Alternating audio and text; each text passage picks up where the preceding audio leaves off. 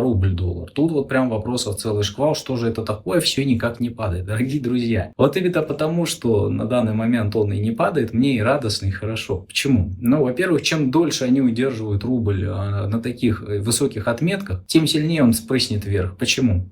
Все дело в том, что такова структура российской экономики, и так уж она устроена. Это такая вот, знаете, постоянная игра, когда дети бегают вокруг стульев, а один стул остается, и вот в конце там 2 человека бегают, кто первый сел, тот и выиграл. Так вот, правительство всегда в эту игру с людьми играет. В России это всегда так. Никто никогда планомерно курс не держал, держать не будет, экономика на это не способна, она не выдержит. Если они еще хотя бы полгода поддержат доллар-рубль в таком темпе, у них не просто секвестирование начнется, у них начнутся серьезнейшие перекосы в импорте и экспорте, и это, скажем так, приведет в итоге не просто к остановке, а именно к краху экономических процессов. Поэтому со 100% вероятностью рубль обрушится. Это даже не обсуждается.